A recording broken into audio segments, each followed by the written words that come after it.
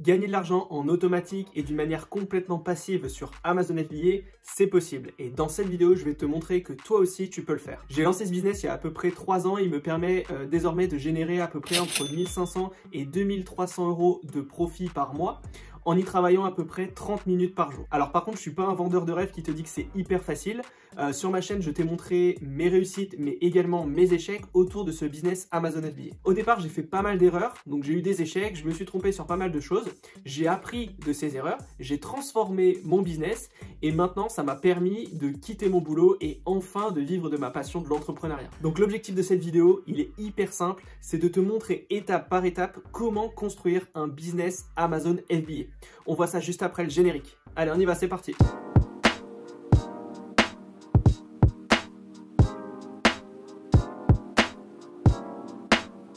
Salut, c'est Romain, bienvenue sur ma chaîne où j'aide les jeunes entrepreneurs à développer leurs revenus en ligne. La vente sur Amazon est l'un des business models les plus intéressants à lancer en e-commerce en 2022. Amazon, c'est l'une des plus grandes entreprises du monde. Il y a un trafic phénoménal sur la marketplace chaque jour, que ce soit en France, en Europe ou aux États-Unis. Et clairement, si tu veux mettre en place une stratégie efficiente en e-commerce, je te conseille vivement de lancer un business autour d'Amazon. Alors par contre, je vais être clair dès le début de cette vidéo, le but n'est pas de te vendre du rêve, d'accord? Ce business sur Amazon, il fonctionne réellement. Moi-même, je réussis à vendre des produits sur Amazon tous les mois. Je gagne de l'argent avec Amazon tous les mois. Mais par contre, il va falloir travailler. Donc moi, j'ai beaucoup travaillé pour mettre en place ce business. Donc tu vas devoir mettre un peu les mains dans le cambouis, mais je peux t'assurer que si tu te relèves les manches, que tu es motivé et que tu suis le process que je vais t'expliquer dans cette vidéo, je peux t'assurer que tu vas réussir et que tu vas pouvoir enfin générer du chiffre d'affaires avec Amazon. Alors à la fin de cette vidéo tutoriel, tu sauras ce qu'est Amazon FBA, tu sauras quelle stratégie adopter sur ce business et tu connaîtras tout le process de A à Z pour lancer ton business sur Amazon. Reste bien jusqu'à la fin de la vidéo parce que je vais te dévoiler 3 secrets pour véritablement réussir ton business sur Amazon. Alors avant de rentrer dans le vif du sujet autour du process, je voulais tout simplement refaire un petit point avec toi autour de ce qu'est Amazon FBA. Amazon FBA, ça signifie Fulfillment by Amazon, ou en français, expédié par Amazon. Pour faire simple, c'est Amazon qui va s'occuper de la logistique, du stockage et du service après-vente pour tous les produits que tu vas mettre en vente sur la marketplace. Donc quand tu vas commander ton produit auprès de ton fournisseur, tu vas le faire venir dans les entrepôts Amazon et c'est Amazon qui va s'occuper de prendre ton produit, de le mettre dans un carton Amazon, de l'envoyer au client et de gérer le service après-vente si jamais il y a le moindre souci autour de ton produit. Et ça pour toutes les ventes que tu vas réaliser. Au départ, tu as l'impression que ça fait pas beaucoup, mais je peux t'assurer que quand tu commences à vendre 20 produits par jour, tu es très content que ce soit Amazon qui gère ça à ta place. Donc selon moi, c'est l'un des plus gros avantages de ce business model autour d'Amazon, puisque tu n'as absolument rien à faire autour de la logistique. Tout ce que tu vas devoir faire, c'est faire attention à ton stock, gérer éventuellement ta publicité et faire des ajustements autour de tes listings pour toujours plus avoir de ventes. Mais finalement, tout l'aspect un peu contraignant autour de la logistique, donc le fait de faire tes cartons et les envoyer aux clients, eh bien tu délègues toute cette partie. Donc je peux t'assurer que au final dans ta journée, tu n'as plus grand chose à faire autour de ton business. Si tu avais ton propre site internet, tu devrais passer plus de temps autour de ce dernier pour augmenter ta visibilité, augmenter tes ventes, faire de la publicité, etc., etc. Avec Amazon, le trafic est déjà présent sur la marketplace. Les gens ont déjà leur carte de crédit enregistrée sur la marketplace. Donc, tout ce qu'ils ont à faire, c'est de chercher un produit, de le mettre dans le panier et d'attendre 1 ou 2 jours pour le recevoir. Et c'est en ça où c'est la plus grande force d'Amazon, c'est que tu es livré très rapidement. Et surtout, c'est que si le produit ne te convient pas, tu peux le retourner sans aucun souci et tu te fais rembourser rapidement. Ce business-là, il est selon moi hyper intéressant à lancer quand tu es salarié. Puisque finalement, tu vas chercher ton produit, mais une fois que tu as trouvé le produit et le fournisseur, à part juste t'occuper de ta fiche produit, ça va te prendre à peu près 30 minutes par jour pour gérer ta boutique, d'accord? Donc tu peux tout à fait continuer de travailler à côté, te faire des compléments de revenus avec ce business et au fur et à mesure du temps, plus il va grossir, plus tu pourras te poser la question, est-ce que tu continues ton activité de salarié ou alors tu fais focus à 100% sur la vente sur Amazon? Personnellement, j'ai lancé ce business en même temps que mon activité de salarié, j'ai tout mis en place, j'ai commencé à faire du chiffre d'affaires, j'ai développé évidemment d'autres business autour et au fur et à mesure du temps, plus je commençais à construire différents business sur Amazon, en affiliation, avec les accompagnements, les coachings, etc., etc., eh bien j'ai réussi à quitter mon boulot. Maintenant, on va parler de la stratégie à adopter sur Amazon. Il y a plusieurs façons de gagner de l'argent via Amazon. Tu peux d'abord faire de l'achat-revente de produits de marques qui existent déjà. Donc ça s'appelle l'online arbitrage ou le retail arbitrage. Pour faire simple, tu vas aller dans un magasin, tu vas aller acheter des produits de marques qui sont en promotion et tu vas les revendre sur Amazon. Okay, tu peux faire exactement cette même stratégie sur des sites internet. C'est pour ça que tu as l'online arbitrage et le retail arbitrage. Ensuite, tu peux également faire ce qu'on appelle Amazon KDP, c'est-à-dire vendre des livres ou des e-books digitaux directement sur Amazon. C'est un bon business, mais clairement, ce n'est pas ce que moi je préfère. Ensuite, tu as aussi la possibilité de vendre ce qu'on appelle des produits génériques. Ça veut dire des produits que tu trouves sur Alibaba, que tu peux revendre directement sur Amazon sans faire aucune différenciation, sans mettre de marque, ni rien du tout. Tu vends juste un produit un peu tendance, qui se vend plutôt bien ailleurs, sur Amazon. C'est une autre stratégie. Et la dernière stratégie que tu peux mettre en place, c'est une stratégie de private label. Donc c'est celle que moi je préconise si tu veux bien faire les choses sur Amazon. Donc le private label, qu'est-ce que c'est? C'est tout simplement le fait de créer une marque dans une niche de marché, donc dans une thématique bien précise, et de développer 2, 3, 4, 5 produits autour de cette marque pour constituer un petit catalogue. Par exemple, voici la marque Home Hero, qui a créé une marque dans l'univers de la cuisine et qui a développé 5 offres. Au total, cette marque réalise à peu près 48 000 € de chiffre d'affaires mensuellement uniquement sur la Marketplace France. Donc imagine si cette marque scale son business en Europe. Donc ça veut dire duplique les listings sur les différents pays européens. En Allemagne, en Italie, en Espagne, en Angleterre, en Pologne, en Suède, etc. etc. Eh bien, elle peut très facilement développer son chiffre d'affaires d'une manière très importante. D'accord? Donc là, on parle uniquement de la Marketplace France, mais si elle est plus globale, son chiffre d'affaires sera beaucoup plus important. Et là aussi, une autre force d'Amazon, c'est que tu peux faire focus au départ sur Amazon France pour, on va dire, comprendre le fonctionnement de la Marketplace, de l'algorithme, du SEO, etc., etc. Et au fur et à mesure, quand tu commences à faire du business en France et que tu es plutôt bien positionné sur le marché français, tu peux te dire, bon bah allez, je vais dupliquer mon listing en Allemagne, puis en Italie, puis en Espagne. Par exemple, moi, tu vois, en ce moment, je fais à peu près 20 ventes par jour sur mes produits. Mais j'ai pour objectif d'aller sur l'Italie, l'Espagne, l'Allemagne, etc., etc. Donc, ces 20 ventes peuvent se transformer en 30, 40, peut-être 50 ventes par jour. Et là, clairement, le chiffre d'affaires, il sera plus le même. Et donc, c'est pour ça qu'il faut profiter de la vente sur Amazon pour étendre tes produits en Europe et peut-être ensuite aux États-Unis. Le private label est donc hyper intéressant pour créer ta propre marque et créer ton propre univers de marque. On le verra par la suite, mais l'objectif principal du private label, c'est de se différencier.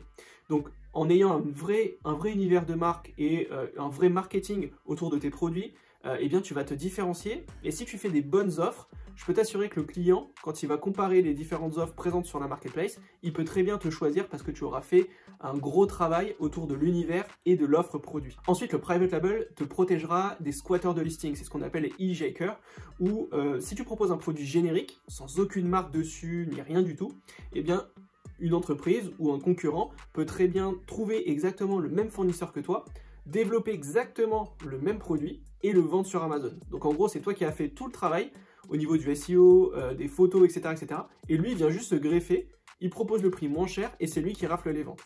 Donc ça, clairement, quand tu fais ta propre marque, tu vas te protéger de ça puisque personne d'autre ne pourra venir sur ton listing. Donc l'objectif principal de cette stratégie de private label, c'est de créer ton univers, mais surtout de te différencier de la concurrence. Voilà, maintenant tu as compris le principe Amazon FBA, tu as compris la stratégie de private label qu'on essaye de mettre en place sur Amazon. Maintenant, je vais t'expliquer tout le process étape par étape pour que tu puisses construire toi aussi ton business. D'ailleurs, si tu as besoin d'aide pour construire ton business, sache que je suis en train de lancer un programme d'accompagnement 100% personnalisé sur 4 mois, donc 15 semaines d'accompagnement avec toi pour t'aider à lancer ton business Amazon FBA.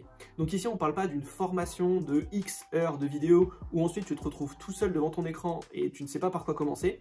Le but de cet accompagnement personnalisé, c'est que je suis là avec toi en coaching une fois par semaine pour t'aider à lancer ton business sur Amazon. À la fin de ce programme, normalement, tu dois avoir un produit en vente et tu dois commencer à faire du chiffre d'affaires. Si ce programme d'accompagnement t'intéresse, tu as toutes les informations sous la vidéo, dans le premier commentaire également. Et voilà, si ça t'intéresse, on se retrouve dans quelques minutes en coaching avec moi pour que je puisse t'aider à lancer ton business. Attention, les places sont limitées, donc première arrivée, premier servi. Voilà, maintenant que ceci est dit, on va pouvoir rentrer un peu plus en profondeur sur toutes les étapes. Première étape pour construire ton business Amazon FBA, c'est justement de construire tes fondations autour de ce business. La première chose à faire, ça va être de créer ce qu'on appelle une structure juridique. Et oui, tu le verras, sur Amazon, tu peux très rapidement faire du chiffre d'affaires. Donc, si tu veux te lancer sur Amazon, je te conseille très fortement de créer une structure juridique. Donc, soit une micro-entreprise, soit une société, donc une SASU, EURL, SARL, ce que tu veux, mais ce qui te permettra d'avoir une vraie structure pour pouvoir engranger du chiffre d'affaires. Donc, si tu veux tester ce business et que tu ne veux pas mettre trop d'argent dans la création d'une société, tu peux te lancer en micro-entreprise. Moi, c'est ce que j'ai fait au départ pour lancer mon business sur Amazon. J'ai testé, j'ai vu que ça fonctionnait et maintenant, je suis en train de basculer en société. Alors clairement, le statut d'auto-entrepreneur, il n'est pas du tout adapté à l'achat-revente de produits. Parce que dans l'achat et revente de produits, on travaille avec des marges très faibles. Sauf que l'auto-entreprise, au niveau des impôts, les frais sont assez élevés. Donc au final, tu ne vas pas gagner grand-chose quand tu vas lancer ce business. D'ailleurs, j'ai fait une vidéo à ce sujet, je te la remets juste au-dessus, où je te montre concrètement combien je gagne mensuellement avec mon business autour d'Amazon FBA qui génère entre 10 000 et 12 000 euros de chiffre d'affaires mensuel. Tu verras que ce qui me reste dans la poche, c'est vraiment très peu. Donc, si tu veux bien faire les choses, dès le départ, je te conseille très fortement de créer une structure juridique vraiment plus fiable, comme une SASU, une SARL, EURL. Tu choisis le statut juridique qui te convient le mieux et tu crées cela. Ce sera beaucoup plus simple pour toi pour à terme revendre le business ou revendre la marque ou bref, faire ce que tu veux autour de ça, mais tu pourras potentiellement être plus rentable avec une société. En parallèle de cette société, il faudra évidemment créer un compte bancaire associé, d'accord? Évite, dans la mesure du possible, d'utiliser tes comptes personnels pour engranger ton chiffre d'affaires parce que ça risque d'être très compliqué après pour faire la gestion de ton business. Et enfin, une fois que ta société, ton compte bancaire est créé, il te suffira simplement de créer ton compte Amazon. Donc tu iras sur le seller central d'Amazon et tu commenceras à créer ton compte vendeur.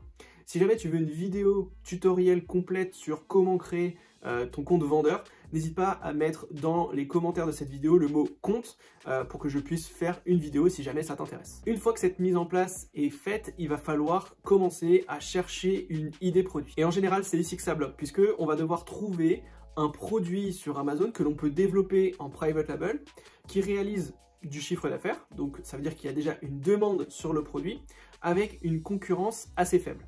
En effet, on va éviter de se positionner sur des marchés très concurrentiels puisque on va avoir beaucoup de difficultés à être visible. Donc si on a du mal à être visible, on ne fera pas de chiffre d'affaires. Donc c'est un peu la problématique des marchés concurrentiels, c'est qu'il y a beaucoup de monde, donc pour être visible, c'est très difficile.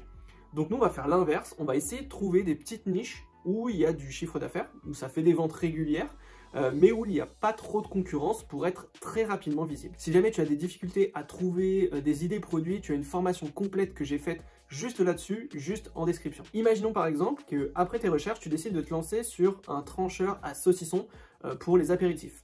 On voit que la concurrence est assez faible sur ce produit, puisqu'on a à peu près 518 résultats en Prime, et que le chiffre d'affaires réalisé par les concurrents varie entre 4 500 et 25 000 euros par mois. Quand on va sur Alibaba et que l'on cherche produit, on trouve des fournisseurs qui le vendent autour de 6 $. Donc si tu ajoutes le transport et les autres frais liés autour de ce produit, on peut probablement toucher le produit autour de 10-12 $, soit à peu près entre 10 et 11 euros. Lorsque l'on se rend sur le listing du meilleur vendeur et que l'on intègre cela dans le Profitability Calculator d'Helium 10, on remarque qu'on peut réaliser environ 10 euros de marge après avoir retiré les frais Amazon. Et oui, car quand tu vends sur Amazon, il ne faut pas croire que tu ne vas rien payer. Il faut ajouter aux frais produits, évidemment, les frais Amazon.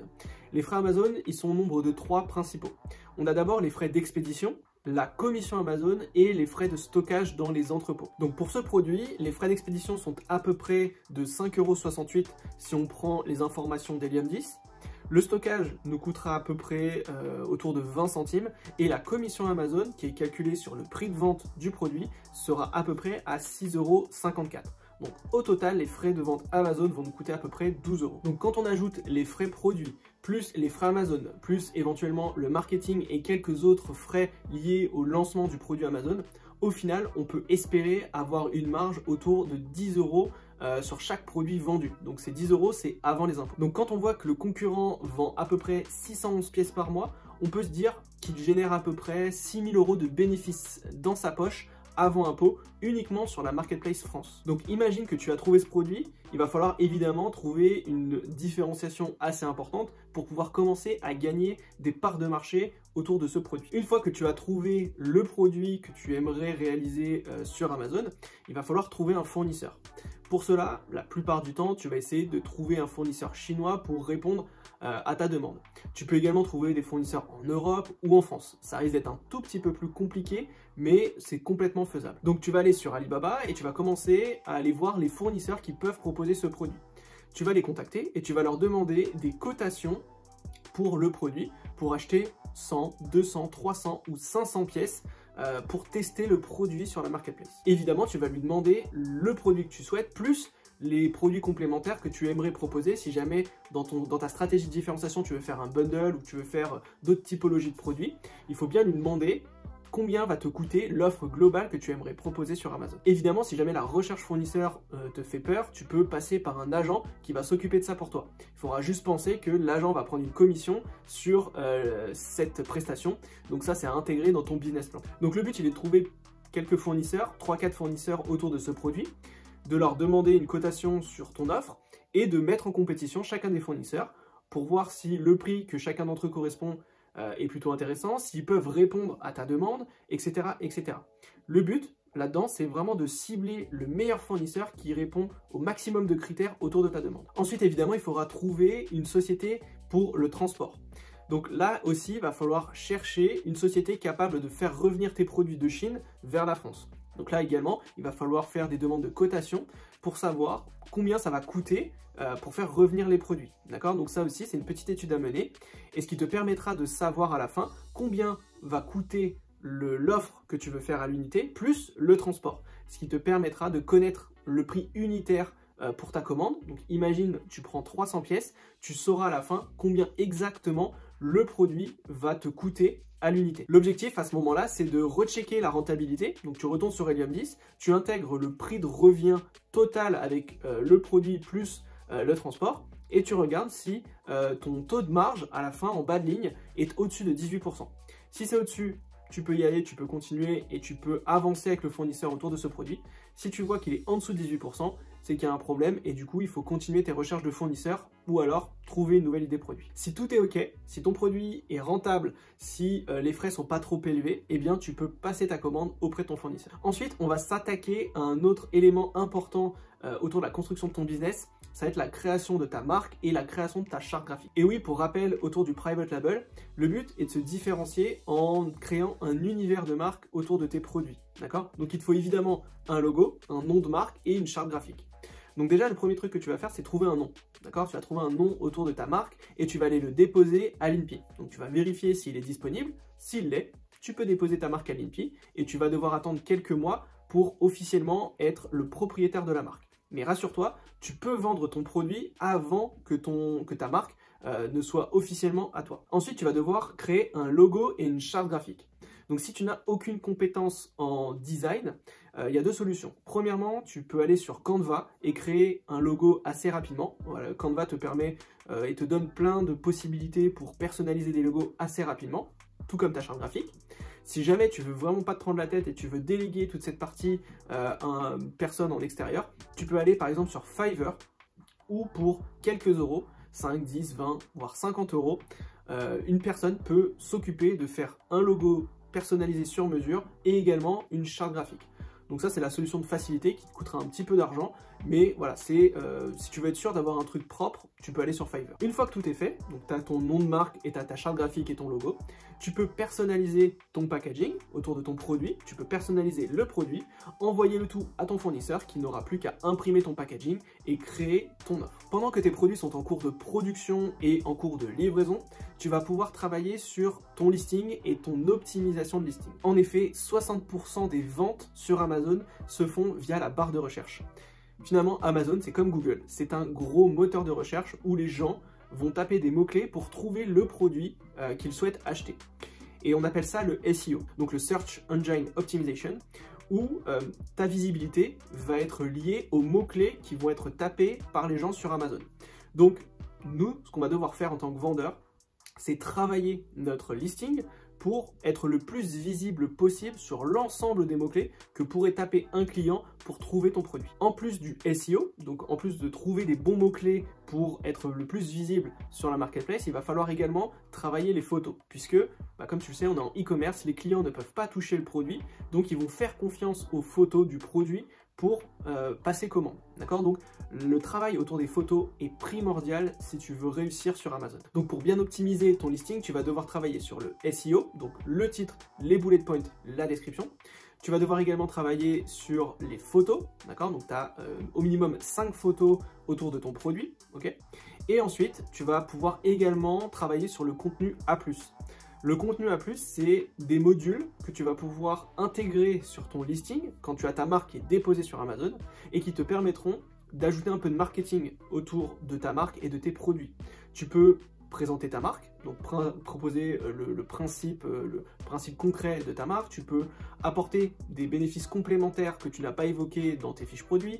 Tu peux mettre en place des promotions spécifiques. Donc, tu peux utiliser ces modules pour faire des promotions, etc., etc. Ce contenu A+, il va te permettre d'augmenter légèrement ton taux de conversion. Donc c'est pour ça qu'il est très important de bien le travailler. Pour faire tout ce travail autour de ton listing, je te conseille d'utiliser le logiciel Helium 10. Helium 10 va te permettre de trouver les meilleurs mots-clés à utiliser sur ton listing. Il va te permettre de bien travailler le champ sémantique de ton listing. Tu pourras faire en sorte de suivre le ranking de tes mots-clés, etc., etc. Donc, si tu veux te faciliter la tâche, je te conseille d'utiliser ce logiciel qui est vraiment parfait. Après quelques jours, tes produits arrivent enfin dans les entrepôts Amazon. Et à partir de ce moment-là, il va falloir travailler le lancement de tes produits. Et oui, il ne suffit pas uniquement d'avoir les produits dans les entrepôts et d'attendre que ça se passe.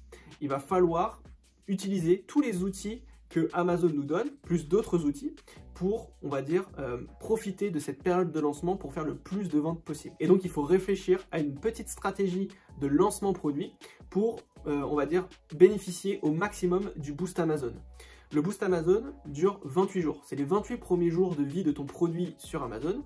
Eh bien, tu vas avoir un petit boost. Donc, à chaque fois que tu vas faire des ventes, Amazon va te donner des boosts et donc va améliorer ta visibilité d'une manière assez importante au départ pour que tu aies le plus de visibilité possible. Okay, à partir des 28 jours, donc dès que les 28 jours sont terminés, le boost va disparaître et donc tu vas descendre un tout petit peu dans le ranking autour des mots-clés et tu vas devoir du coup remettre en place des stratégies pour réaugmenter ta visibilité.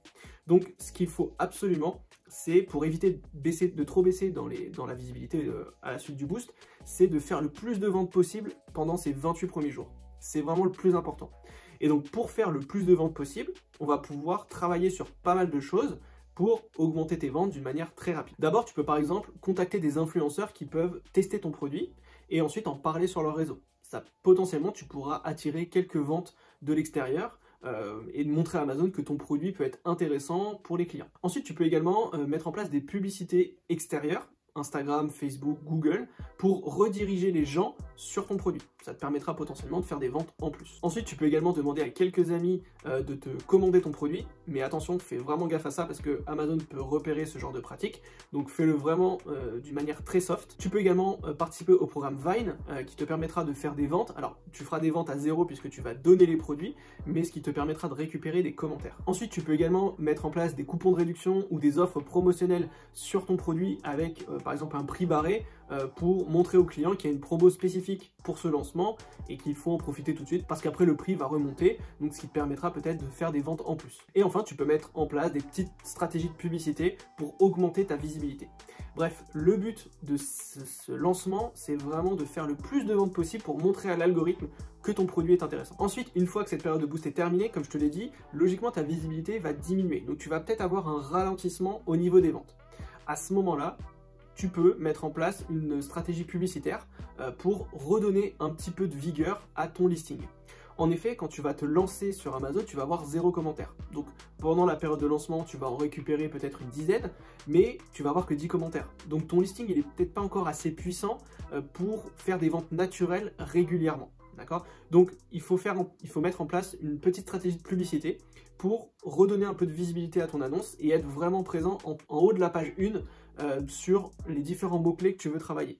Ça te permettra d'avoir de la visibilité, et la visibilité, c'est le nerf de la guerre sur Amazon. Donc, si tu as de la visibilité, tu vas faire des ventes régulières. L'algorithme, il va améliorer ton positionnement de ton listing en organique. Tu vas grimper, et au fur et à mesure du temps, tu vas commencer peut-être à faire de plus en plus de ventes. Et au bout d'un moment, quand tu commenceras à faire beaucoup de ventes régulièrement, peut-être que tu pourras te dire, bon bah j'arrête la pub et je vois si j'arrive encore à faire des ventes sans publicité. Si c'est le cas, bon bah là c'est un peu le jackpot où tu vas vraiment avoir ta marge à 100%, et là bah, pour le coup ça peut être très intéressant par la suite. Donc le but de la publicité, c'est tout simplement de trouver des carrefours d'audience, d'accord? Donc tu peux trouver des carrefours d'audience via des mots-clés, peut-être des mots-clés que tu n'aurais pas du tout imaginé, et bien les gens peuvent potentiellement te trouver et acheter ton produit. Tu peux également faire de la publicité sur des fiches produits de concurrents ou des fiches produits de produits complémentaires à ton produit. C'est une très bonne stratégie. Tu peux mettre en place des stratégies autour de ta marque. Tu peux faire des stratégies autres autour de la pub display. Enfin bref, il y a tout un tas de stratégies que tu peux mettre en place autour de la publicité qui te permettront de trouver justement ces carrefours d'audience et d'augmenter tes ventes au fur et à mesure du temps. Donc là, c'est toutes les étapes pour mettre en place ton business. Mais je t'avais promis 3 petits secrets pour vraiment réussir autour de ton business Amazon FBA. Le premier secret, c'est de bien faire sa recherche produit. Tout part de la recherche produit, d'accord? Si tu te plantes dès le départ sur le produit que tu cibles, bah, tu vas avoir du mal à mettre en place ce business. Donc, il faut vraiment que tu prennes le temps de choisir le produit que tu vas lancer. Ne pars pas sur le premier produit que tu trouves avec Helium 10, d'accord? Ce serait une grosse bêtise. Et je vois aussi très régulièrement, c'est que les gens se lancent sur des produits sans faire d'études de marché. D'accord? L'étude de marché, c'est primordial. Il faut t'assurer qu'il y a de la demande, il faut t'assurer que la concurrence n'est pas trop élevée, il faut t'assurer de quelles sont les problématiques sur les produits des concurrents pour que toi, tu puisses proposer une différenciation par rapport aux problématiques qui sont soulevées. D'accord? Si tu proposes un produit lambda, ça ne va pas fonctionner. Donc, il faut vraiment prendre le temps de faire une analyse de marché. L'analyse de marché te permettra de réussir sur Amazon. Deuxième secret, on parle de l'optimisation de listing. Il y a encore énormément de marchés de niche sur Amazon qui se vendent plutôt bien et où les listings sont très peu travaillés. Pourquoi? Parce que les concurrents qui vendent sur Amazon ne comprennent pas comment fonctionne la marketplace, ne comprennent pas comment fonctionne un listing. Toi derrière, si tu es formé et si tu sais qu'est-ce qu'il faut faire pour être ultra optimisé, je peux t'assurer que à 2 listings comparés, 2 listings équivalents, un client qui voit un listing où il n'y a quasiment aucune information, aucune photo, ni rien du tout, comparé à un listing ultra optimisé avec plein de photos, avec du texte bien ciblé, avec des promotions, avec des choses, eh bien je peux t'assurer que le client, sur les 2 offres, il prendra sa décision sur le listing qui est ultra optimisé. Donc il faut que tu prennes le temps de faire des belles photos, de choisir les bons mots-clés, de mettre en place toute ta stratégie autour de ton produit, montrer les bénéfices de ton produit, etc. etc. Je peux t'assurer que si tu fais ça, tu vas grappiller au fur et à mesure des parts de marché jusqu'à dépasser tes concurrents. Et le troisième secret pour réussir sur Amazon, c'est la création de marque. Okay? Crée ta marque. Je peux t'assurer que si tu le fais dès le départ, tu vas réussir. Okay? Si tu ne fais pas ça, comme je t'ai dit, tu peux avoir des hijackers ou tu vas avoir pas mal de difficultés pour bien mettre en place ta stratégie. Amazon fait focus sur les marques. Ils veulent mettre en avant de nouvelles marques. Donc, plus tu feras ce que Amazon te demande, plus tu seras mis en avant. D'accord? Donc, il faut prendre le temps de construire ta marque, construire un logo, construire une charte graphique, etc. etc. pour que tu aies vraiment tous les outils nécessaires pour bien réussir sur Amazon. Voilà, j'espère que cette vidéo tuto t'a plu. N'hésite pas à me dire en commentaire si tu as des questions ou si tu veux que j'aille peut-être plus en profondeur sur un sujet. En attendant, je te souhaite une bonne semaine et on se retrouve la semaine prochaine. Ciao!